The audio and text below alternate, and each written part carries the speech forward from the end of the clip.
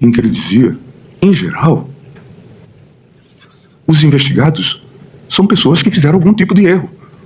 Mas isso não os desprovê de direitos. Em princípio, os investigados não é investigar a Madre Teresa de Calcutá. São pessoas que cometeram graves erros ou supostamente cometeram ilícitos. Mas isso não lhes retira, não os torna desapropriados dos direitos fundamentais. E um deles básicos é o direito de defesa. Dizer que nós não estamos aqui a julgar Lava Jato. Não vou avaliar Lava Jato, não é o objeto do julgamento.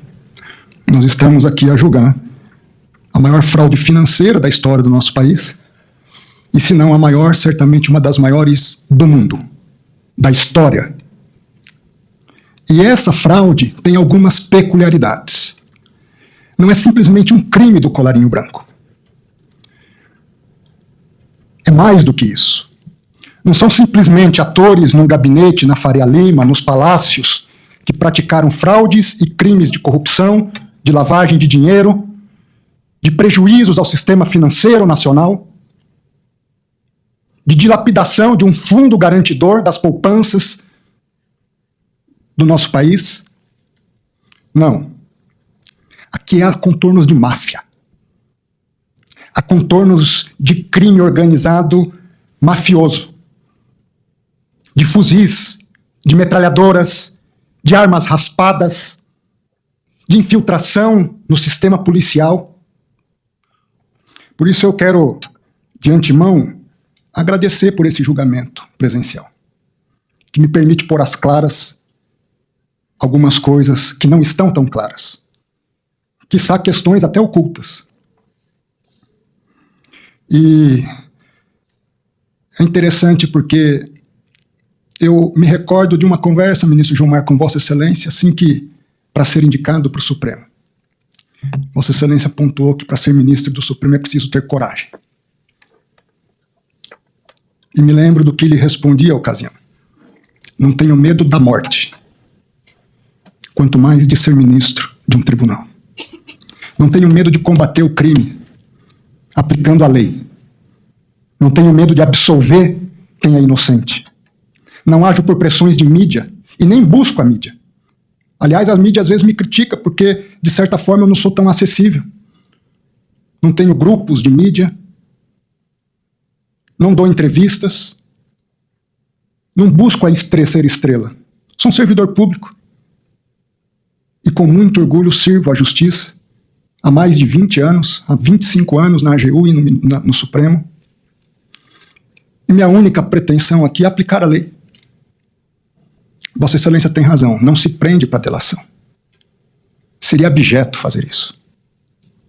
E eu não me presto a trabalhos abjetos. Se prende se está praticando crime, se está obstruindo a justiça, se está tentando ocultar provas, se há uma continuidade delitiva, para isso se prende. Eu levei 4 anos no Supremo para decretar a primeira prisão. Não tenho prazer em prisão. Ao contrário, tenho pesar. É difícil decretar uma prisão.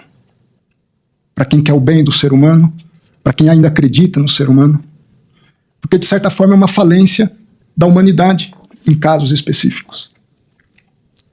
Mas esse caso se reveste de singularidades. E eu queria apontar algumas 5 singularidades. Antes de adentrar em questões específicas, sobre possíveis vazamentos. Nos meus autos, todo vazamento é apurado. Já teve policial federal afastado por vazamento.